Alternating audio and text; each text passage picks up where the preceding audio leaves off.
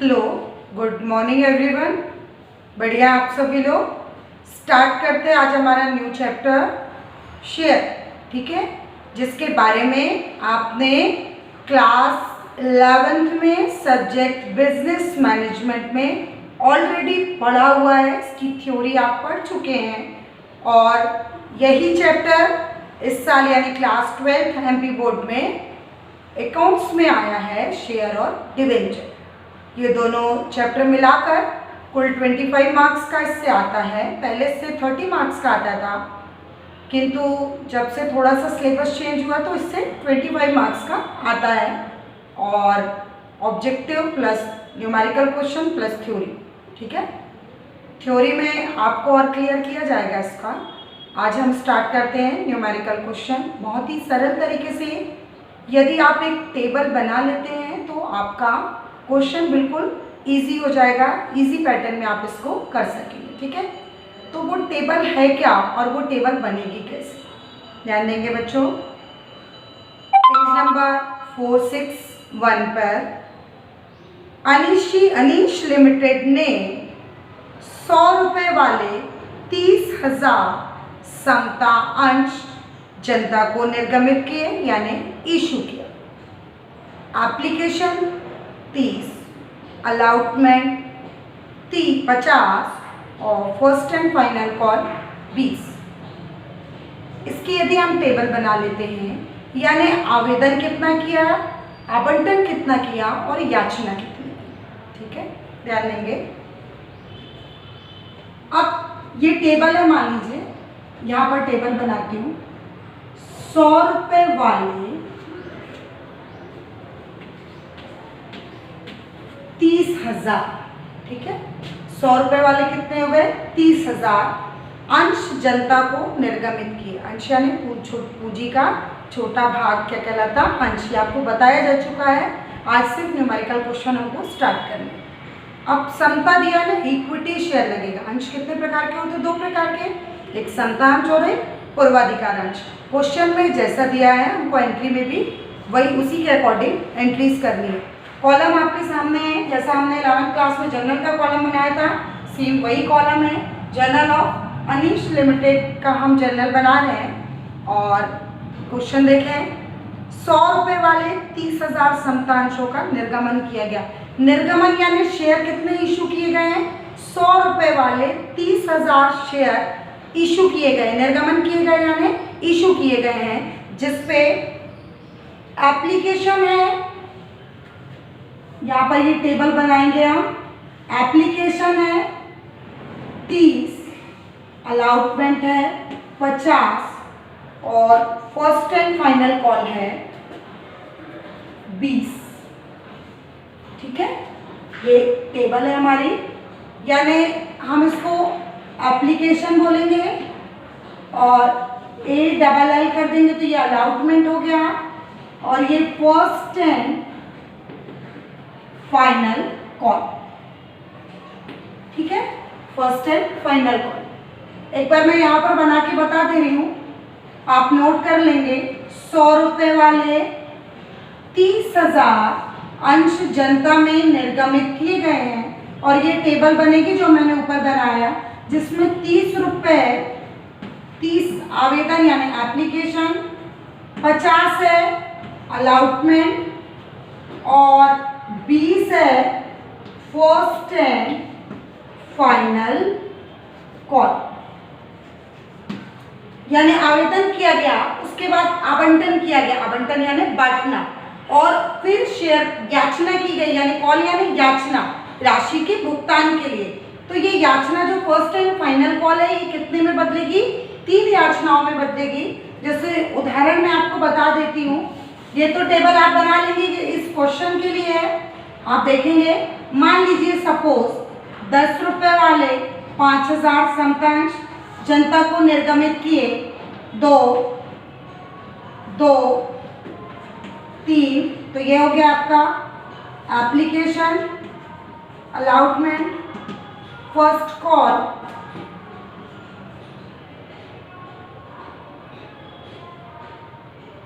फिर आ गया, मान लीजिए यहाँ पर 1 कर दिया और यहाँ पर 1 कर दिया, ठीक है।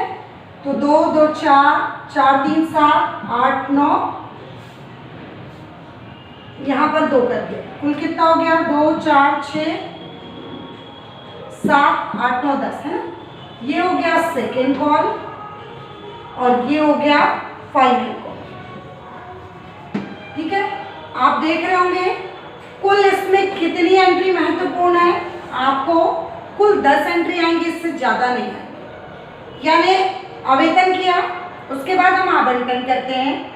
आवंटन के बाद आप देखेंगे पहली बार याचना की, क्योंकि राशि हमको लेनी थी।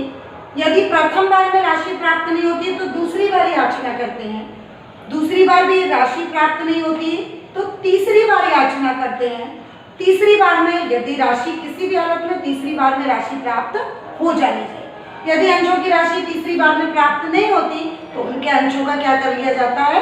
हरण कर लिया जाता है, उनके अंशों को छीन लिया जाता है, जिसको फोरफीचर कहते हैं। ये आगे हम पढ़ेंगे, अंशों के हरण की विधि और अंशों के हरण के क्रियात्मक सवाल। हम देख रहे होंगे कि एप्लीकेशन हुआ, अलॉटमेंट किया गया उसका, और फर्स्ट एंड फाइनल कॉल यानी एक ही बार याचना की गई और राशि प्राप्त हो गई।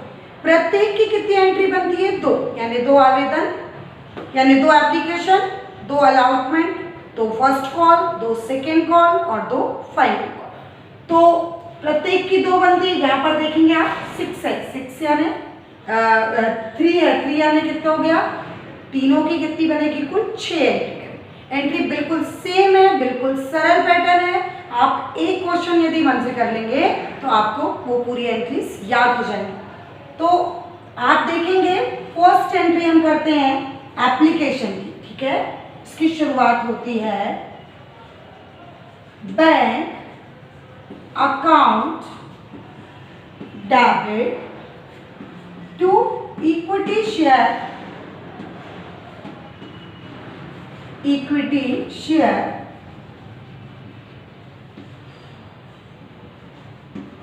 Application account. ठीक है, आवेदन है तो bank account debit to equity share application account. Equity share इसलिए क्योंकि समतांश। ठीक है, अब इसका नरेशन लिखेंगे, बीइंग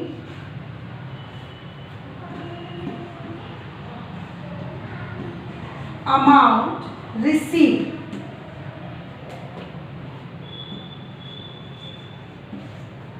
ये हमारी फर्स्ट एंट्री कंप्लीट होती है। बट अभी पूरी एप्लीकेशन की एंट्री नहीं हुई, इसकी ऑपोजिट एंट्री करेंगे, यानी एंट्री को पलट देंगे। इक्विटी शेयर एप्लीकेशन ऊपर चला जाएगा डेबिट में, equity share application account debit to equity share capital account. ठीक है, आप देख रहे होंगे अपोजिट किया तो equity share application account debit to equity share capital account. अब हम इसका नरेशन लिखेंगे, बी अमाउंट ट्रांसफर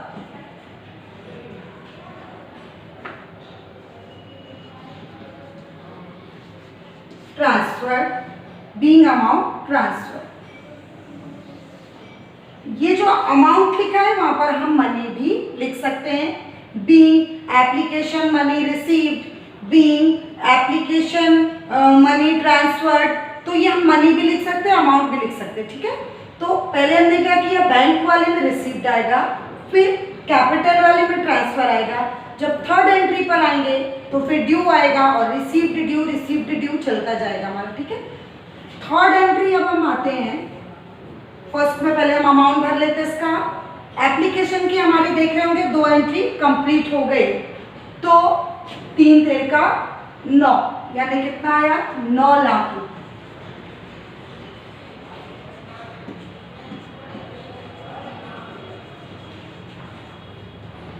ठीक है, 9 लाख रुपए हो गया। अब इसमें भी कितना आएगा? 9 लाख रुपए, क्योंकि दोनों एंट्री किसकी है? एप्लीकेशन की ही दोनों एंट्री है ना। अब बात आती है अलाउटमेंट, ठीक है। अलाउटमेंट कितना है देखेंगे, 50 रुपये। बैंक से शुरू हुई थी, कैपिटल पे खत्म हुई थी, ये फर्स्ट एंट्री। आप जब पूरा शेयर कंप्लीट कर लेंगे क्वेश्चन, तो आप ध्यान देंगे कि बैंक से शुरू होके खत्म भी बैंक पर होगा, यानी फर्स्ट एंट्री बैंक वाली और लास्ट एंट्री भी बैंक वाली, बट वो लास्ट में कैसे जाएगी, यहाँ से जब आप सेकेंड स्टेप आएगा यानी अलाउटमेंट से, तो पहले इक्विटी शेयर कैपिटल वाली आएगी, उसके बाद बैंक वाली, फिर कैपिटल वाली, फिर बैंक वाली। अब अलाउटमेंट के साथ करते हैं हम, तो जहां एप्लीकेशन है बस वहीं पर चेंज हो जाएगा, देखेंगे इक्विटी शेयर। अब एप्लीकेशन की जगह हम क्या लिख देंगे, allotment. Equity share allotment account debit to equity share capital account. Equity share capital account,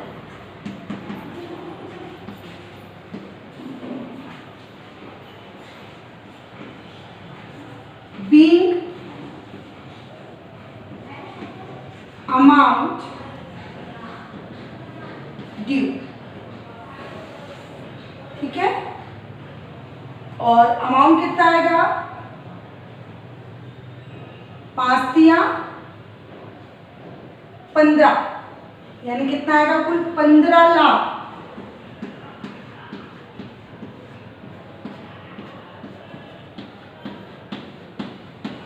ठीक है, आप देख रहे होंगे इस तरीके से दो एप्लीकेशन की और एक अलाउटमेंट की एंट्री कंप्लीट हो गई। अभी अलाउटमेंट की एक और होगी और फर्स्ट एंड फाइनल कॉल की 2, यानी कुल 3 एंट्री अभी हमको और करना है।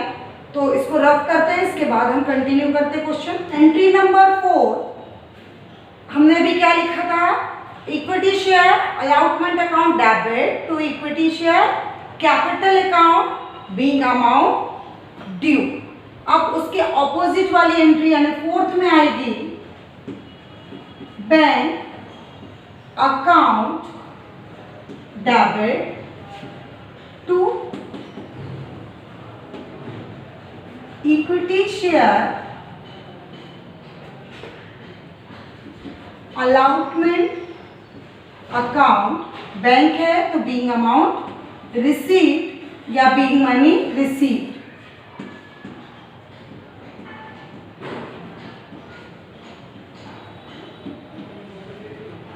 रिसीव्ड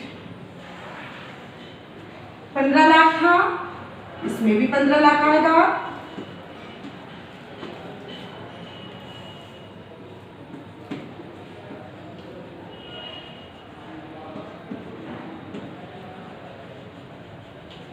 ठीक है, अब बात आती है लास्ट वाले पेयर पे, यानी first and final call.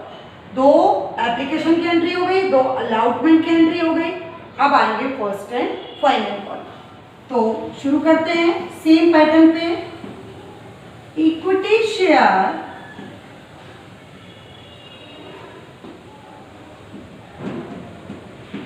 First and final call account debit to equity share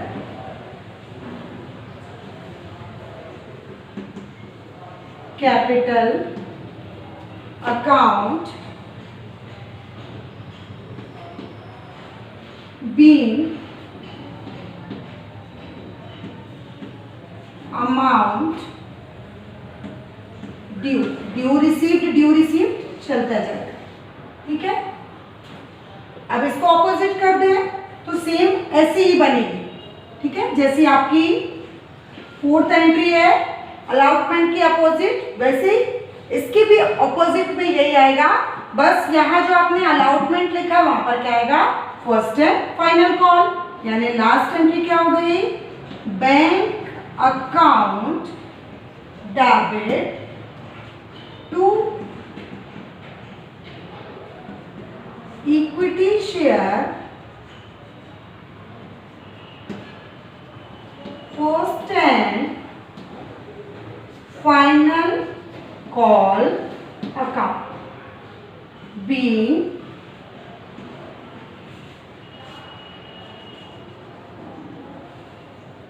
amount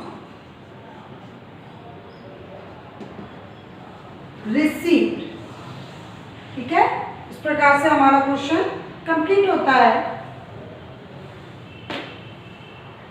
3 दूनी 6, यानी कुल हमारा अमाउंट कितना आएगा 6 लाख।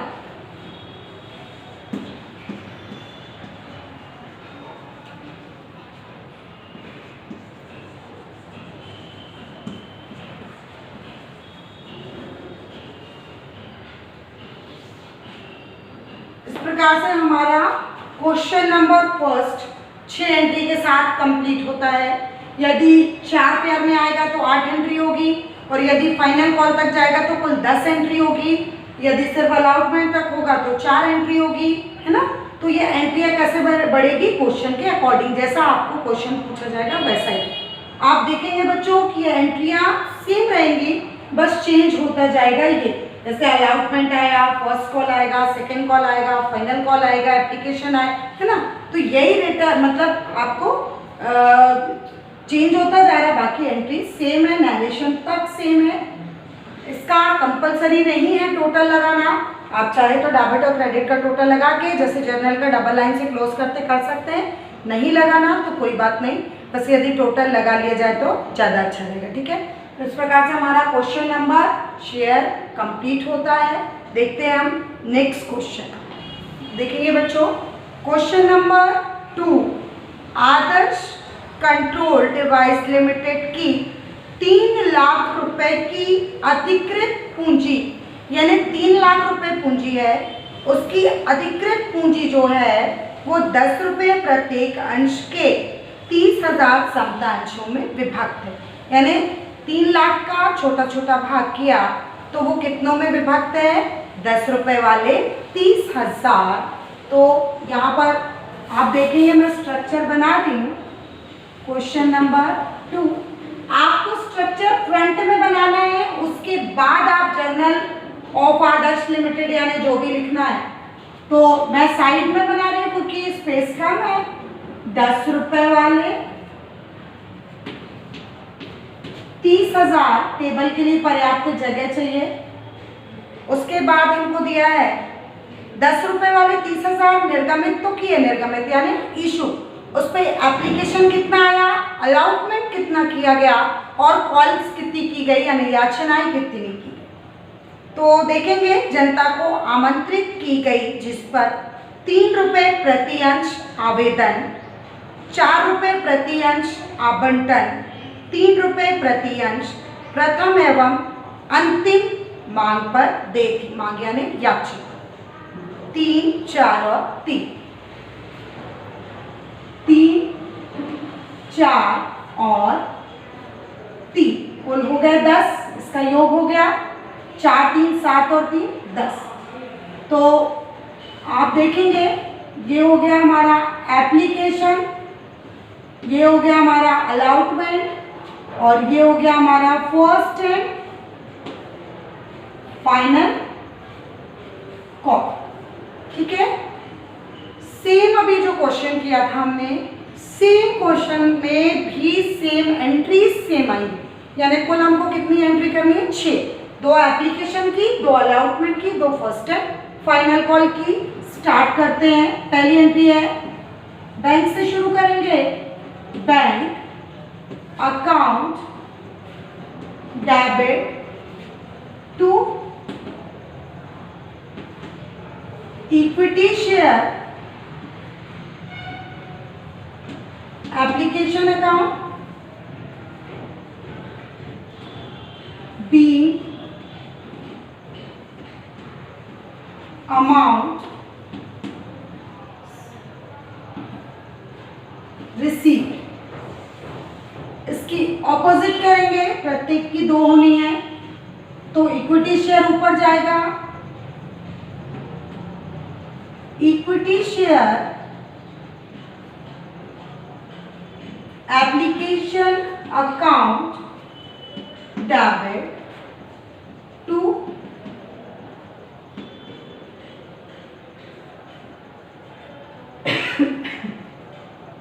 इक्विटी शेयर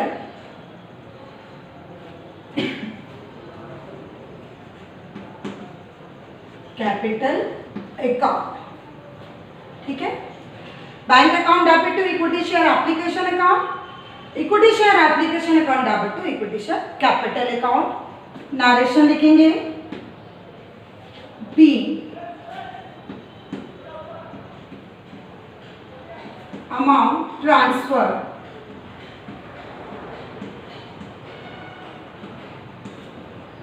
या बीइंग मनी ट्रांसफर्ड या बीइंग अमाउंट ट्रांसफर्ड, है ना। अब बढ़ते हैं, ये दो हो गए, है ना। अब दोनों में अमाउंट देखें, 3 तिर का 9 यानी 90,000।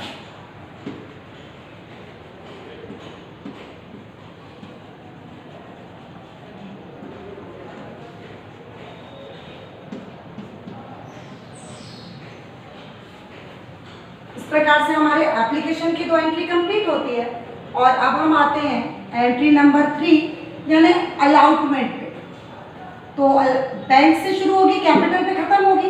अब थर्ड से क्या होगी, कैपिटल वाले से शुरू, बैंक वाले पे खत्म, कैपिटल वाले से शुरू, बैंक वाले पर खत्म। यानी ये वाली एंट्री लिखेंगे इक्विटी शेयर। अब अलॉटमेंट आएगा, allotment account debit to equity share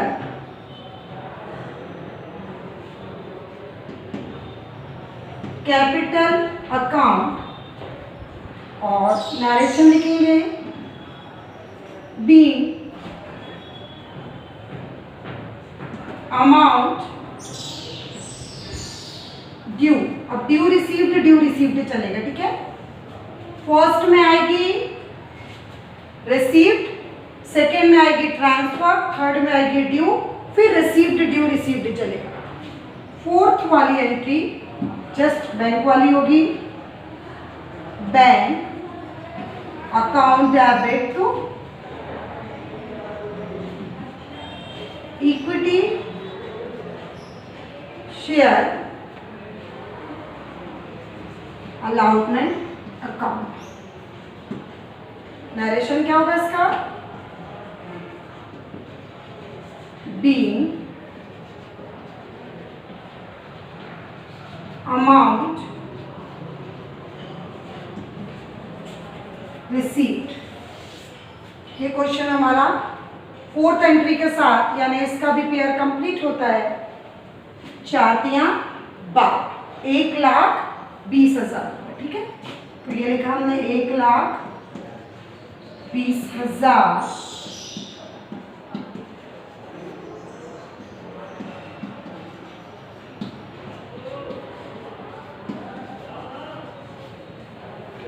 प्रकार से हमारी कुल 4 एंट्री कंप्लीट होती है। 2 एंट्री और बाकी है, वो हम कंप्लीट करते हैं अभी।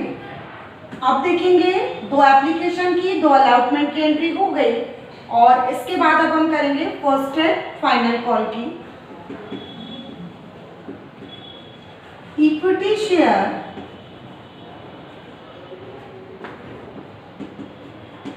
First and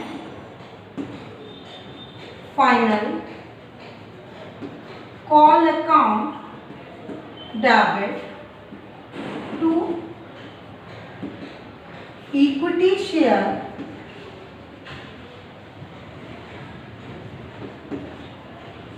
capital account। ठीक है,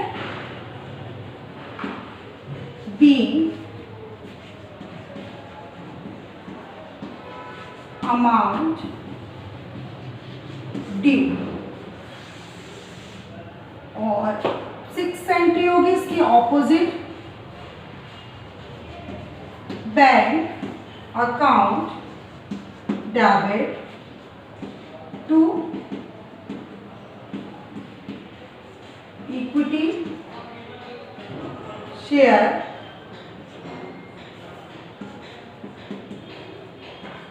first and final call account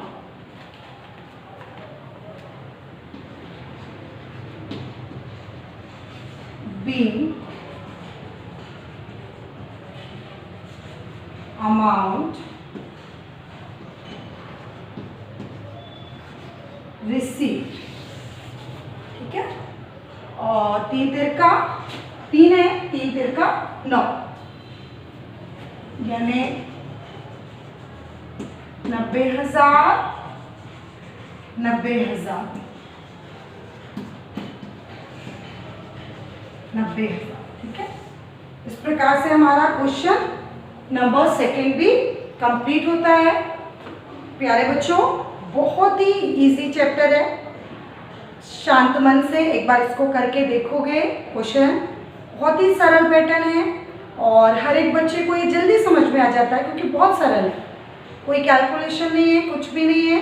बस हमको यदि हमने टेबल से तैयार कर ली कि टेबल में यानी इनटू हमको किस में करना है, तो क्वेश्चन हमको फर्स्ट यानी हम यदि हमारी टेबल तैयार हो गई तो हमको क्वेश्चन की ज़रूरत नहीं है, वहीं पर हमारा क्वेश्चन सॉल्व हो जाता है। यानी पहले आप देखिए कि टेबल आपसे सही बन रही है कि नहीं बन रही। बहुत सुंदर से पहले आप क्या करोगे, टेबल तैयार करोगे। ऊपर ये टेबल बनाओगे छोटी सी, उसके बाद पहले टेबल बनाया, उसके बाद आप जर्नल का कॉलम बनाओगे और फिर आप जर्नल एंट्रीज करेंगे, ठीक है।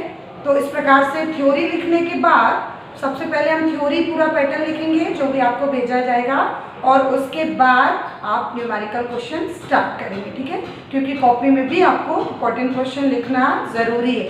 लिखते लिखते भी बच्चों आप ध्यान देंगे कि काफ़ी कुछ चीज़ें आपको लिखते लिखते भी याद हो जाती है ना। इसलिए कहा जाता है कि कोई भी चीज़ यदि याद होगी तो उसको लिख लिख के देखो।